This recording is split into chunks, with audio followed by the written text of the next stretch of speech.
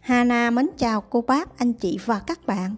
Những ngày nắng nóng, ngán cơm, không biết ăn gì, thì hôm nay Hana sẽ gợi ý với cô bác, anh chị và các bạn một món ăn vô cùng thanh đạm, tốt cho sức khỏe. Cách làm thì vô cùng đơn giản, nhanh gọn lẹ, bằng những nguyên liệu rẻ tiền dễ tìm.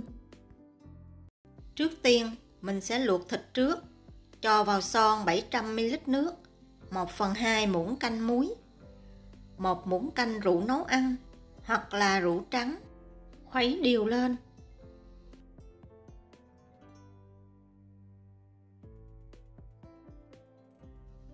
Thêm vào 20g gừng cắt lát, 20g hành tây, đậy nắp lại, nấu cho phần nước này sôi. Khi nước sôi, mình sẽ cho thịt vào luộc. Phần thịt này Hana sử dụng là 300g thịt ba chỉ. Nếu cô bác, anh chị và các bạn không thích ăn thịt ba chỉ, mình có thể thay bằng bất cứ loại thịt nào mà mình thích. Nấu cho tới khi phần thịt này chín hoàn toàn, thỉnh thoảng trở đều mặt thịt. Thịt này cô bác, anh chị và các bạn nấu vừa chín tới, ăn sẽ ngon hơn là mình nấu mềm quá. Sau khi thịt chín, đậy nắp lại, nhắc ra khỏi bếp để thêm khoảng 15 phút nữa. Và sau đó cho vào tô nước lạnh để cho tới khi thịt nguội hoàn toàn. Mình cho vào tô nước giúp cho thịt săn lại và thịt trắng không bị đen. Rau củ thì Hana sử dụng 300g củ cải trắng và 100g cà rốt. Mình sẽ đem đi bào sợi.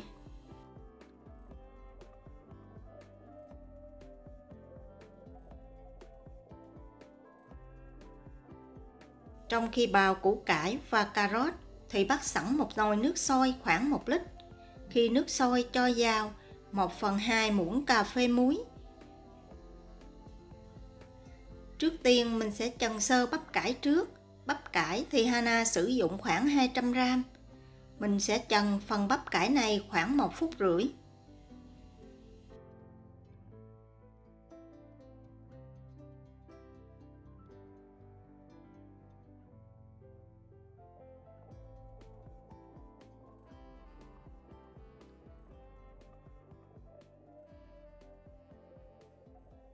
Sau 1 phút rưỡi, vớt phần bắp cải này ra ngoài và để riêng một bên.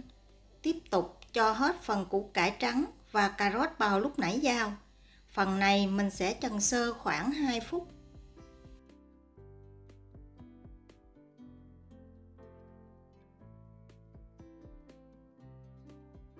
Sau 2 phút thì mình cho phần củ cải trắng và cà rốt này ra thau nước lạnh và để khoảng 5 phút cho nguội bớt.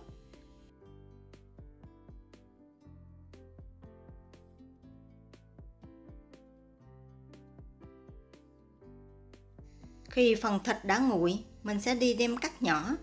Hoặc nếu cô bác, anh chị và các bạn ăn chay, mình có thể thay thịt heo bằng tàu hũ, ăn cũng rất là ngon.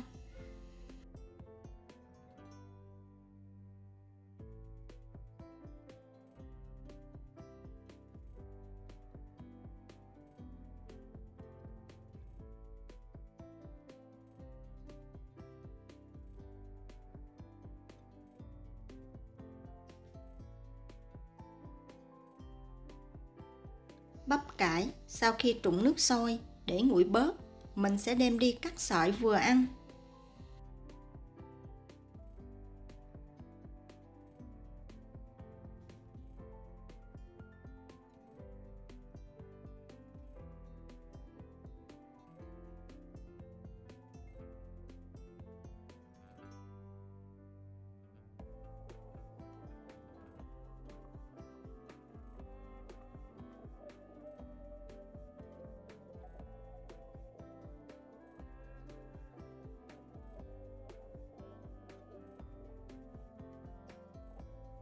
Và dùng vải để vắt bỏ bớt phần nước bắp cải. Mình làm như vậy thì phần bắp cải sẽ giòn và ngon hơn.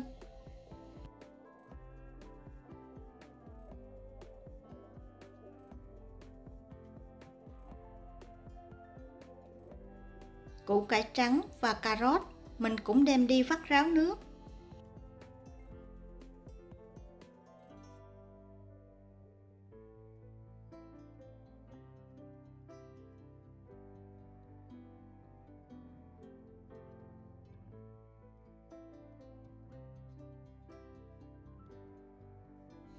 Để món ăn được ngon hơn thì Hana sử dụng thêm một cái trứng gà.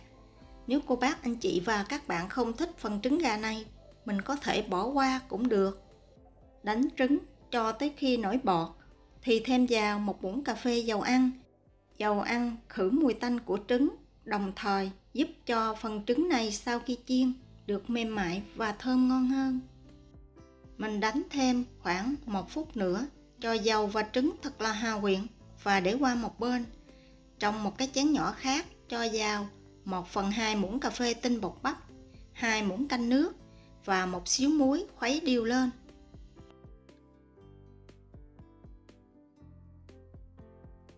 Sau đó cho hết phần hỗn hợp này vào trứng và trộn đều lên.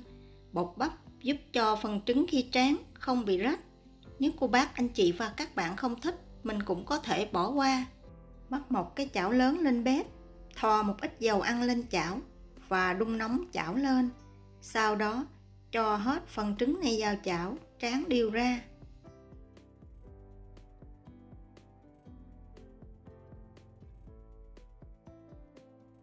Khi trứng đã chín hoàn toàn thì mình sẽ lấy trứng ra và đem đi cắt sợi.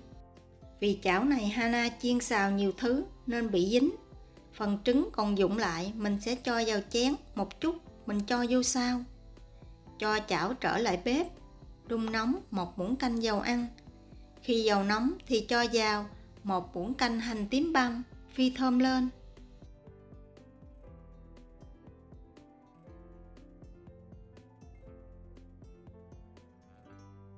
Khi hành vàng và thơm thì cho hết phần thịt heo mình cắt lúc nãy vào, xào khoảng 1 phút. Vì thịt heo này mình đã nấu chín nên không cần phải xào lâu. Sau 1 phút, cho hết phần rau củ vào, trộn đều. Và mình sẽ xào thêm khoảng 5 phút nữa.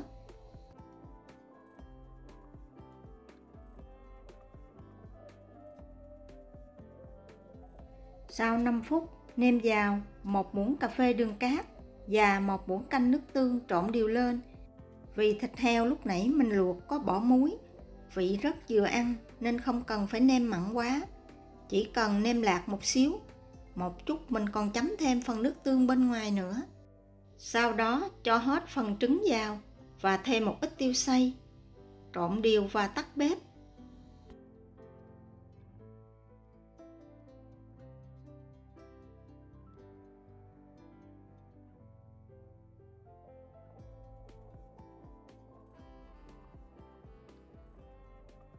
Phần nhân rau củ này mình sẽ để cho nguội trước khi gói bánh tráng.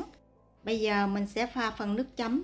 Nước chấm gồm có 1 muỗng canh đường cát, 4 muỗng canh nước tương và 2 muỗng canh nước ấm. Khuấy đều cho đường tan hoàn toàn.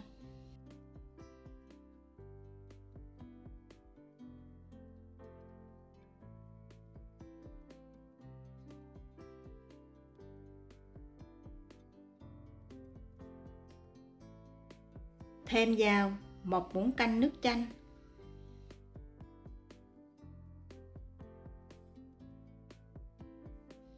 20 gram gừng cắt sợi nhỏ và một ít ớt. Nếu cô bác, anh chị và các bạn không ăn cay, mình có thể bỏ qua phần ớt này. Khi phần nhân đã nguội, mình sẽ đi gói phần bánh tráng. Bánh tráng thì Hana sử dụng bánh tráng loại 3 cây tre. Và mình chuẩn bị thêm một bình xịt nước, một cái khăn lớn gấp làm 4. Mỗi lần làm thì cô bác, anh chị và các bạn lấy ra khoảng 3 cái bánh tráng. Mình sẽ xịt nước từng cái và bọc xen kẽ bánh tráng giữa các lớp khăn.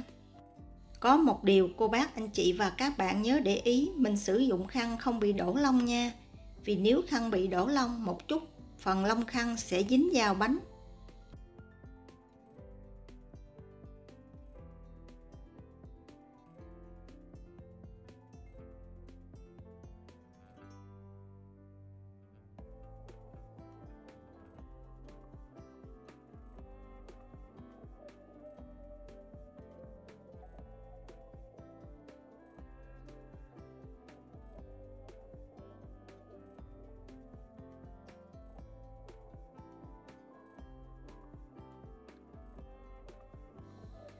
Sau khi xịt xong nước cái thứ ba là cái thứ nhất mình có thể lấy ra ngoài để cuốn. Với cách làm này, bánh tráng luôn mềm mà không bị dính. Cô bác, anh chị và các bạn có thể thấy rõ, cho dù bánh tráng dính lại với nhau, nhưng khi Hana gỡ ra rất là dễ, không giống như mình nhúng nước. Bánh tráng lỡ dính với nhau, mình gỡ ra là bị rách liền. Phần nhân thì tùy ý cô bác, anh chị và các bạn ăn nhiều hay ăn ít mà mình cho vào gói nha. Sau khi làm xong 3 cái này, mình sẽ quay lại xịt nước tiếp 3 cái khác và làm.